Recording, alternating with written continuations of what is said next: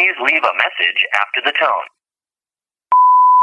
Joshua Brinson, post-game comments following the UNC game at the Dean Dome. First of all, I think the team hasn't even scratched its surface of its potential. I think it was a huge win. I think it's a program-building win, and I think it goes a long way towards what this team can do when they play together as a group. And when things go poorly, they don't point fingers. They continue to play, they call timeouts, and they work through it. The biggest thing I think this team has to learn to do is not to panic. Go Pack.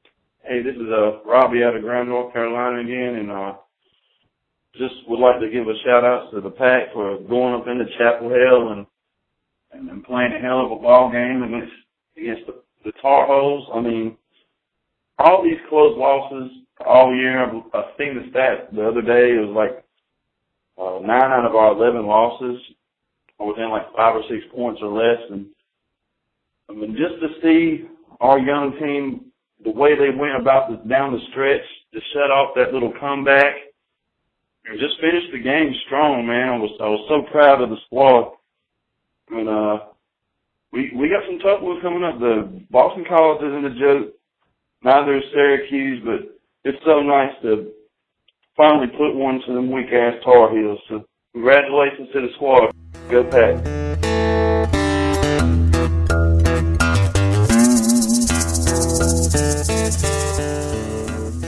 Welcome to episode 4 of the Red and White podcast. Doesn't seem like we've done that many, huh? We're big time. Yeah, we're getting there. The first half of this is going to be just awesome, and the second half, well, I blame that on Evan. So pretty standard. It was. Anyway, I don't want to get started on it. Anyway, how about that Carolina game? You know, unfortunately, I was traveling, and thanks to Delta and some flight delays, my plans to be on the ground in time to watch the Carolina game were foiled. So I was following along on Twitter, and then eventually I realized I could get the radio stream on TuneIn Radio, so I started listening at the end of the game. So I'm a little bit out of touch, to be honest, but yeah, we won. I was happy for about 3 days. That's pretty standard. It kind of went down how I thought it would go down, since you didn't have faith in us. I did not. That was the first time we won in the Dean Dome in, 10 years? I don't know. It's the first time we've ever beat Roy in the Dean Dome. But I will say that State is now 6-0 when I'm traveling and can't watch the game against Duke or Carolina. I think they're also 1-0 in the Dean Dome when it's snowing. So that's funny. I think our last two, there's been snow/ice. When we beat them year before last in Raleigh, it was snowy then because that was the game day, correct? Right. And I was actually still living in South Carolina then and tried to drive up the day before, and ice got really bad on 95, and I had to get a hotel room in Fayetteville. And then I got up the next morning and drove in for game day. But if it snows, then that's an automatic win, so we're just going to have to schedule for that. You'd think that was the case, except for, if we play in Boston, apparently. Oh, not yet. Sorry. Too soon. But yeah, we kind of talked last time about Marcus Page, and it would have to be the point of the game would be to shut Marcus Page down, and that's kind of what we did. Yeah, I mean, I didn't expect it at all. I'm going to be completely honest. And then when they started coming back at the end, I thought we were going to blow it, but I mean, they held Page in check. From what I read, it sounded like Cat was the main guy playing D on him, and he's fast enough to keep up with anybody. So it doesn't surprise me, but it's just rare that that's the case. Oh yeah, he really just locked him down all night. There was no. It was crazy. It really was seeing what he normally does to us, and then just nothing. It was incredible, really. And then I think the other big one was we talked about him. And Ralston Turner had a good game, and when he has good games, we win. I think he had 14 points, hit some. I think 4 of 8 from outside, which is exactly what we needed. Yeah, that's what we talked about. I mean, he's a difference maker, not in terms of just filling it up like T.J. Warren, but he just he keeps him honest. They have to guard him if he's shooting well, and that opens it up on the inside and opens up for Cat and Trevor to get to the basket. It was beautiful to see. It was exactly, not only him, all three guards scored 58 and they scored 43 to 58. Mm-hmm. It doesn't really mean that the front court played bad. It's just they had their role for the game, and that was defense, and they did it. What I really liked was I saw Cat Barber's line. He was only 6 for 16, but he only shot 2 threes, which is good. He doesn't need to shoot that many, so that means he was getting his baskets closer to the basket. And that's his game. I think that's where he's key. Yeah, absolutely. The games he drives, you see that difference. You really do. I was with you. They started coming back, and I really just assumed that was going to be the same old story for this season. Really, those big leads. I mean, and it ballooned quickly. I mean, I looked up in the second half, and I'm like, man, we're up 16. Yeah. And then the bottom fell out, but I mean, they stepped up. They did what I didn't think they would do. So, I mean, you said it. I was the one that said they weren't going to win. Well, I thought I was confident in the win before, but when Carolina got that run, I thought that was really just going to be the straw that broke the camel's back. We don't stop that, right? Especially, and then I figured under that circumstance, being there and them making a run like that, and they're not a scrub team, I really thought we were going to lose, but then they stepped up, came back. There's not much to say. I mean, it's impressive because that's what we had talked about. They've been in position and hadn't closed, and they closed that game, and I think that was kind of maybe a little learning point, and maybe the close games, the Notre Dame game, the Carolina game earlier, maybe they learned something from it. Either way, I'm happy they won. I couldn't be more happy that they won, especially in Carolina. Yeah, that it set up that kind of, it's going to be hard. Well, I would say it would be hard to miss the tournament now. Yeah, I think Jerry Palm has us as 11 seed now, so we are up somewhere on the 8, which helps us avoid the 8-9 game. But I think we dropped a little bit down this weekend. So currently we're sitting around 11. Good wins over Duke, Louisville, Carolina. On the road at Louisville, on the road at Carolina. I mean, that's impressive as it is. But it kind of goes, all good things come to an end. We had that high elation, and then just like every other time, we come crashing back down to earth painfully, just really bloody and nasty. But we'll take a break, and then we'll dive into the BC game. Yippee.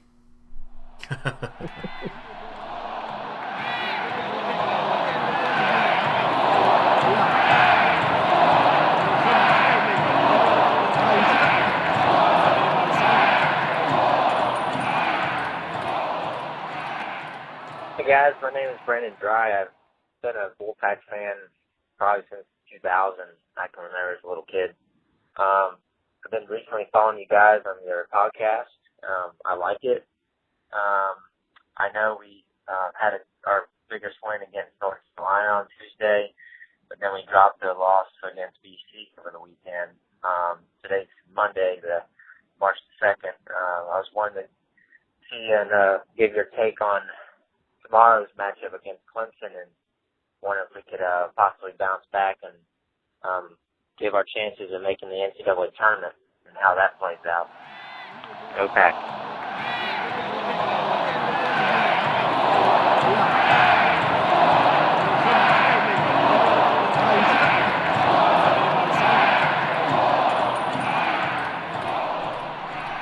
All right, welcome to the second half of the podcast. This is where it gets a tad more sad, depressing, and quite pitiful, really. It's right after the game Saturday, I actually tweeted out that there was no better way to start a Saturday than seeing a live-action snuff film, and that seemed to be the case. I mean, again, I was out of town.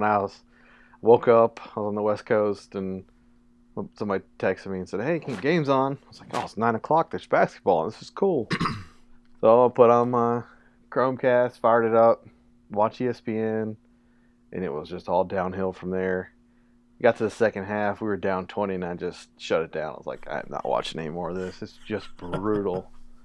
And it's so typical. That's the frustrating part. We talked about this in episode 3, that, the consistency is what's killing Gottfried. He beats Carolina, beats Louisville, and then you blow it in the next game. You get steamrolled by Clemson, and then steamrolled by a 1-14 Boston College team. And there's no excuse for that. It's terrible, and it's just frustrating from a fan standpoint. Yeah, absolutely. I heard on the radio today that NC State is 0-10 after beating Carolina in the last, I don't know, what is it, 15 years or however long it's been, with 10 victories over Carolina. That's lovely. That's terrible. I mean, and I'm sure Gottfried knows that, and you got to beat that into your players all week, right? You got to beat them down. Say, look, 0-9, let's not go 0-10. Let's finish this. Let's keep up the momentum that we got. We're playing well. Beat a good team on their court. You can't go to Boston College and play a 1-14 team and just not show up, because all you got to do is play 5 minutes. You play 5 minutes hard. You beat them down. Boston College realizes, all right, we're going to get stomped like we always do, and then they'll collapse. But yeah, and that's not what happened. We all knew it was coming. It doesn't make sense. We're a better team than they are. It's not even really close. But we knew after beating Carolina that we were going to lose. Like you said, there's just got to be a way to get some kind of enthusiasm going with the team. I get it's a letdown game, and that one's especially bad. Being there, they have like 5 people come to the game. I mean, it's pathetic.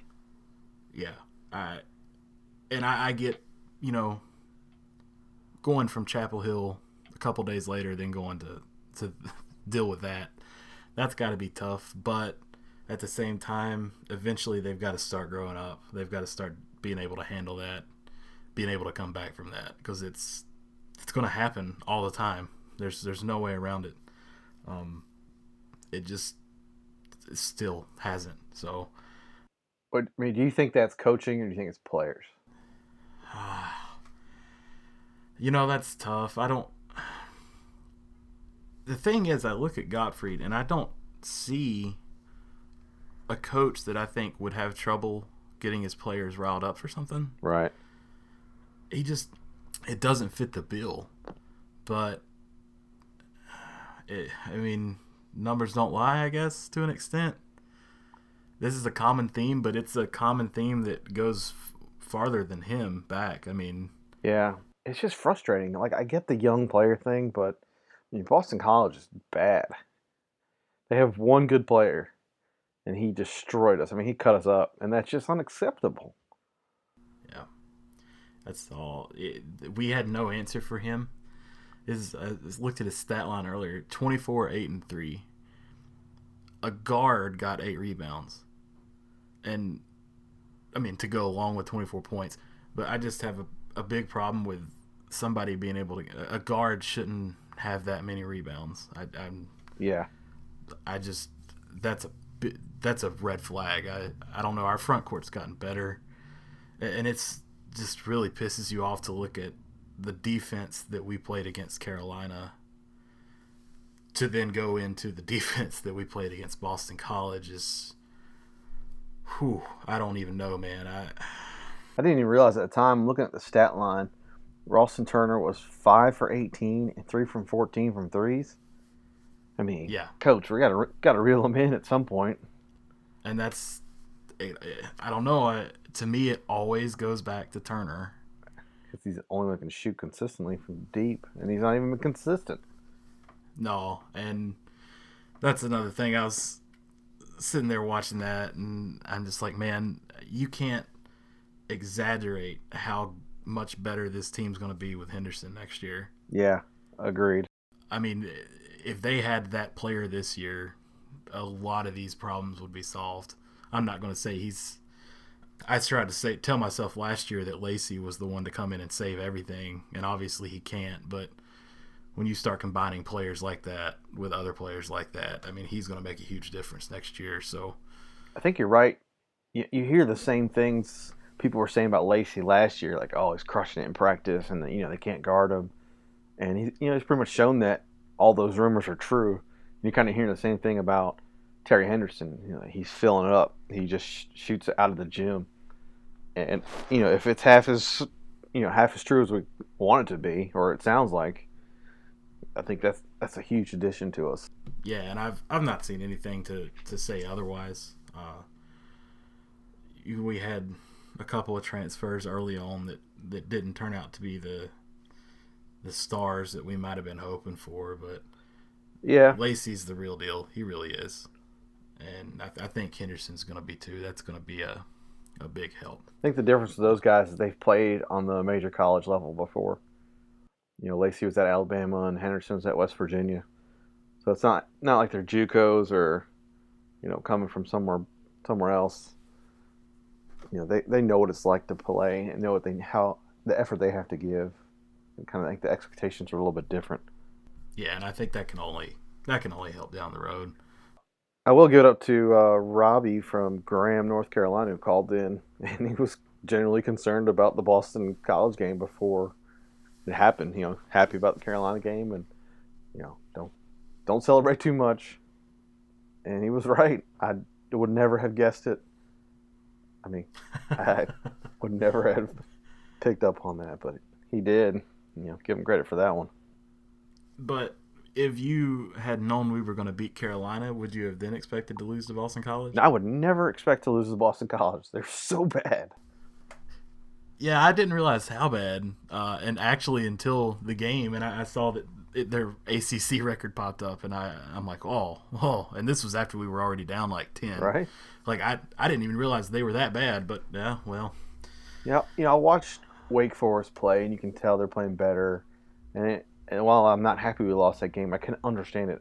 I've watched Boston College play, and they're just not good, and I just can't understand how they beat us.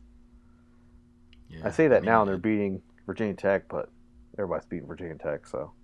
Yeah. Well, I mean, it was seriously handling. They got into some foul trouble later on. I know Clifford fouled out. I could be wrong. I think with like 4 minutes to go, something like that. Long enough that I'm like, okay, well, if we're going to make a comeback, this is going to be it. The front should be open. We should be able to get inside, and just didn't do anything with it at all. And by then it was probably too late anyway, but I've seen this team come back, but it just, no, they didn't get off the bus. It wasn't supposed to happen. So here's my question for you. I know the fans are frustrated, and I understand the reaction that comes after games like that. And they're saying, people are growing tired of Gottfried. And whether or not that's legitimate or not, it's not my question. My question is, hypothetically, if they were to replace Gottfried, who would you be? Who is in your mind? Should they go after? Well, I mean, I think this one's. I know it's going to be obvious to you, but I'm not okay with the change unless Archie Miller's already on a plane. And even then, like, I'm pretty sure that if Debbie called him and was like, hey, you want the job, he'd say yeah. But I don't think that we are in a position to make a coaching change. I don't think it's justified right now. I really don't. Yeah, I'm not saying I do either, but you just well, it's starting out there. It's starting, and especially with some of our fans, we're notorious for it. And I think every fan base is. So I'm not going to dog our fans, but I've heard some crazy names. How would you feel about Lavelle Moten from NC Central? Get that out of here.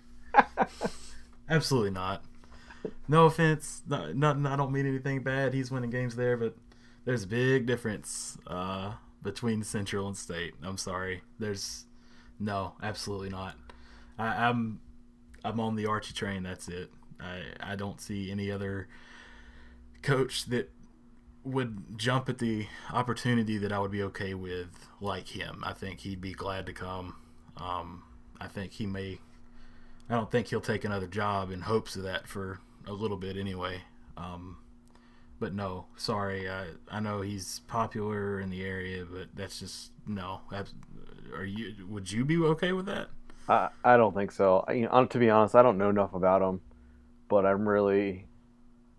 there's a big difference between winning NC Central and winning in the ACC.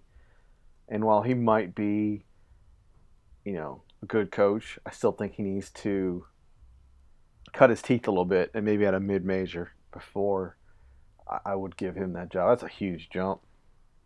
Yeah, you don't teach a kid to drive a go-kart and then give him the keys to the Cadillac. Yeah. And I'm not saying that we're the Cadillac of college basketball, but you get the analogy. That's a big jump. There's so much more to a program at that high of a level compared to that one. That's just, I'm like you. He may get a big job sometime, and he may do great with it, but I think he's got to cut his teeth somewhere. I mean, that's one of the only names I've really heard about other than Arch, and I just think that's kind of ludicrous, to be honest. Yeah, I'm in total agreement. Anyway, we lost Boston College. Not really that unexpected, I wouldn't think. Kind of was, but when you really look at it, no. I don't want to talk about it anymore. Do you? No, not at all. Let's move on to Clemson, tomorrow night, I guess, or tonight when people listening to this. Yeah, that was the call we had and the break there. Do you think we bounce back versus Clemson? So my thoughts on this are, I'm kind of hesitant, right? We've typically not played well in Clemson. For some reason, it's a hard place to play. For not just us, quite a few teams. But I don't see us laying another egg like Boston College. So if we had beaten Boston College, I could have seen, Clemson win this game. I gotta feel like we're gonna bounce back, and I think we're gonna win on the road at Clemson. I originally said a loss, but that was not expecting us just to get destroyed against Boston College. Right. I'm like you. I don't think there's any chance of coming out 2 games like that. I think the line is pretty much a toss-up, pick-em type of deal. I would honestly expect like a double-digit win. I wouldn't go that far because it's tough on the road, but I feel better about it's strangely I feel better about the game now that we lost to Boston College. I don't know how that makes sense. Yeah, now that's out of the way. Right. Yeah, I don't know. I honestly, if we win by 1, I'm kind of going to be upset about it. I think it should be, here's where you come out, you laid your egg. It's time to rebound. It's time to get yourself a little farther away from that bubble. I think a solid win does that. I know the score won't make that huge of a difference, and it's all about the win, but I think there needs to be a confidence boost too. I mean, they got beat by the worst team in the conference, and badly. So right.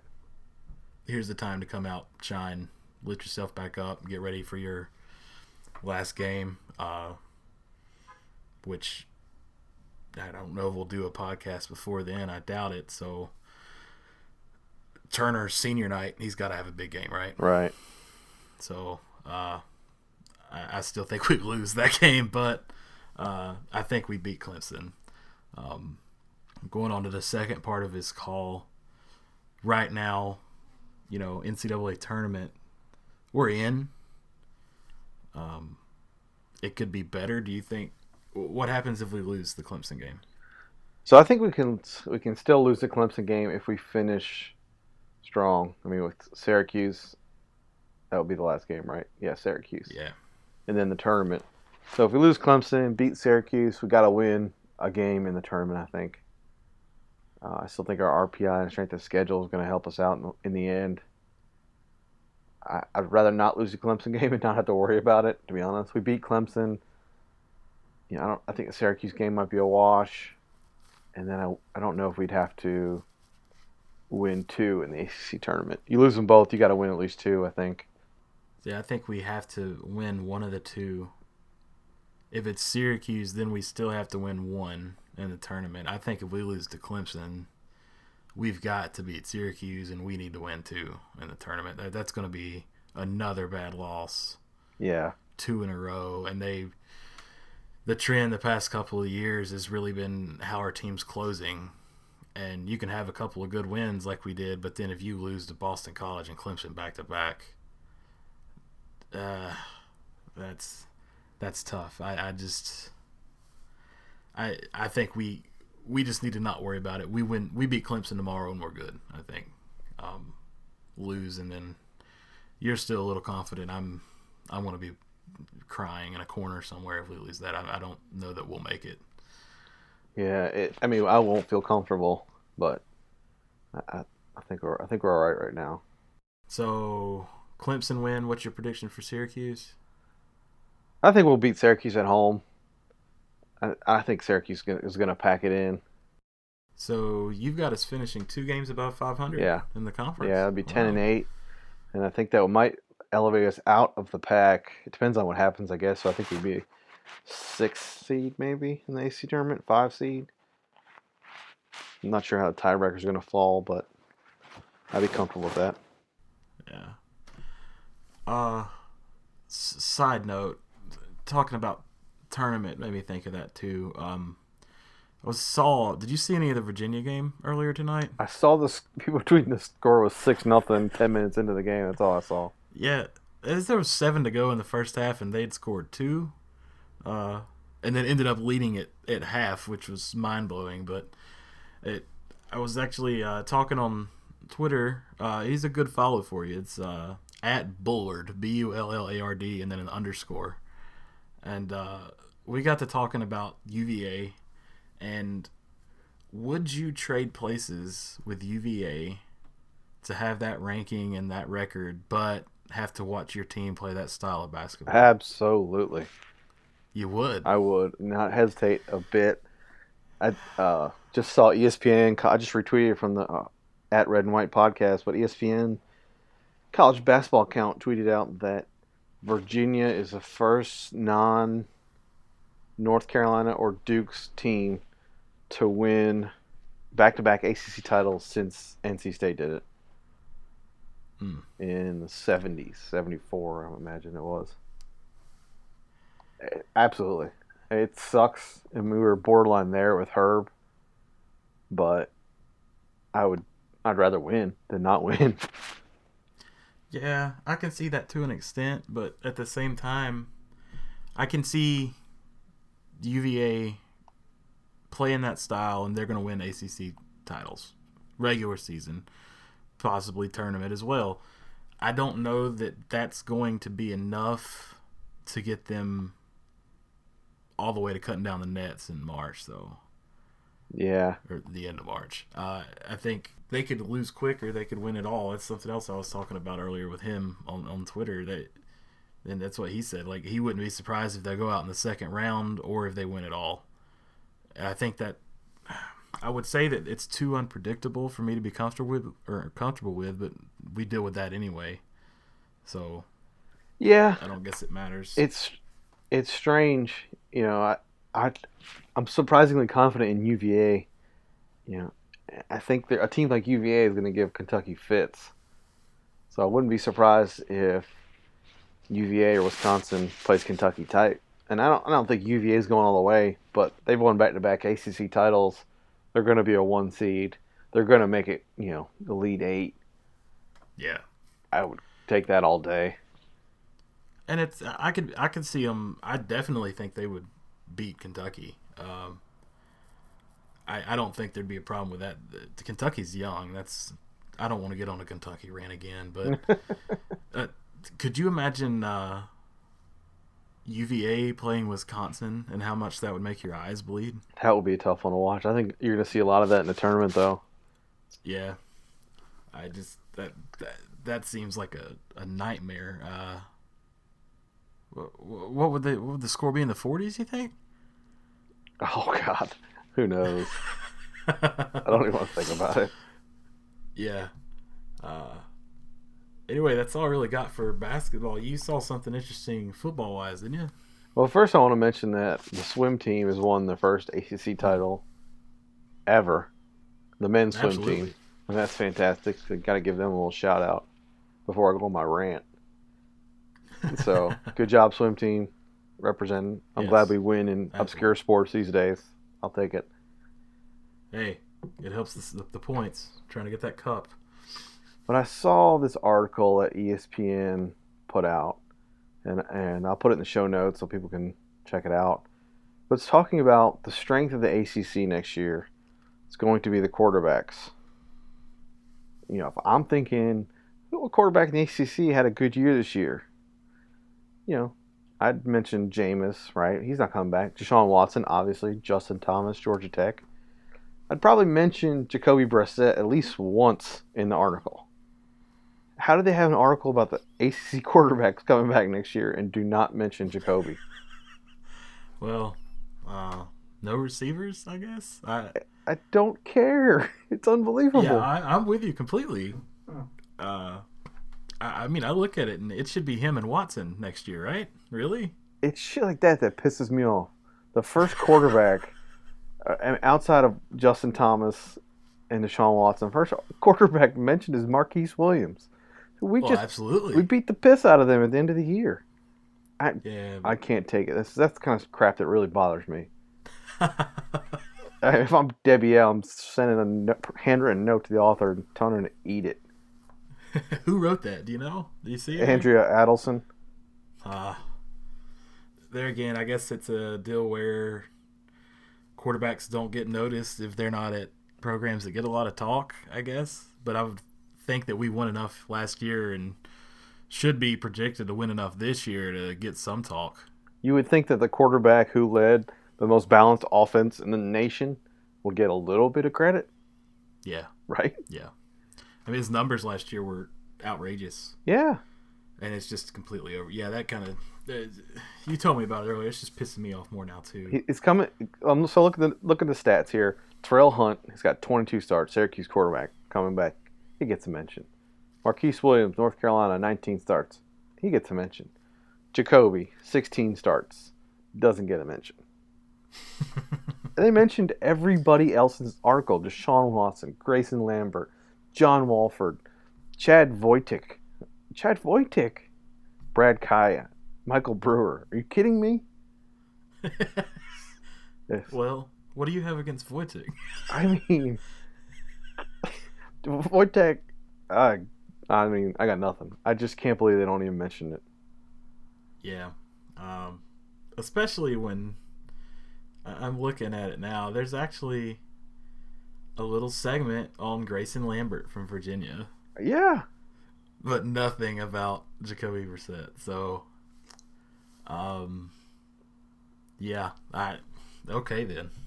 That's good times. Pisses me off, but I'm not really surprised at all. I don't get it at all. Well, I'll go on record as being in disagreement with that. I assume you are as well. Yeah, absolutely. I think we're going to see a lot of Jacoby. I think he's going to run a little bit more. Yeah.